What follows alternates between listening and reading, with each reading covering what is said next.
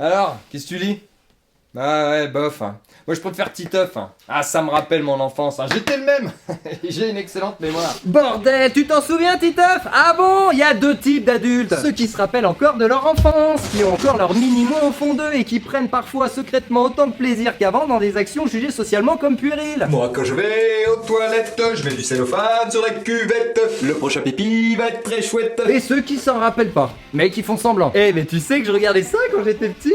Putain, comment je faisais? J'adore! Oui, parce que ça leur fait chier de passer pour des vieux cons. Ils préfèrent conserver la fraîcheur apparente d'un esprit jeune au service d'une mise en valeur personnelle plutôt que de passer pour un asbrock. C'est fou, je trouve ça toujours aussi génial. C'est que j'ai pas dû trop changer. Ah bah d'ailleurs, j'ai la même coupe qu'à l'époque. Eh ben Titeuf, c'est la BD d'expérience sociale parfaite pour faire la distinction. Titeuf, c'est exactement moi quand j'étais jeune. J'adore! Si tu te reconnais en lui dans la BD, ça veut dire qu'à 10 ans, t'avais des lacunes phénoménales en français, que tu passais tes journées à te plaindre, que tu faisais une fixette permanente sur une fille et sur sexe, le tout en plaçant zizi et slip dans toutes les phrases. Je me demande si l'auteur fait pas partie lui aussi de la deuxième catégorie. Ou alors c'est que je suis seul à avoir une enfance innocente, naïve et heureuse. Ou découvrir que ce soit à l'école ou ailleurs était un plaisir et non du malheur en barre à mi-chemin entre stress et déception. Pour avoir confronté sa BD à des enfants, ceux-ci ne s'y reconnaissent pas du tout. Ils y voient des personnages de fiction hyper caricaturaux, bien qu'ancrés dans un monde réel et c'est ça qui leur plaît.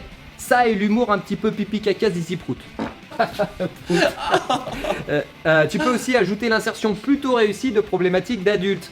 Guerre, maladie, écologie, le tout traité avec humour. Mais ça c'est sans compter sur la version télé où on a retiré toute trace de réflexion, d'intelligence, de rythme et où Titeuf s'exprime moins bien qu'un enfant de 4 ans.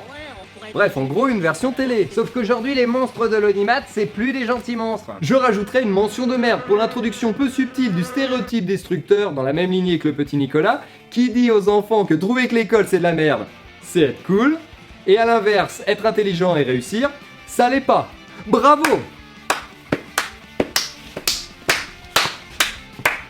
En conclusion, je pense que si l'auteur Z voulait retranscrire parfaitement l'univers de l'enfance et de l'adolescence, il s'est planté. Par contre, il voulait créer une fiction caricaturale qui fasse rire les enfants et qui donne un sentiment de nostalgie créé de toutes pièces aux adultes amnésiques ayant vieilli trop vite, alors là, chapeau.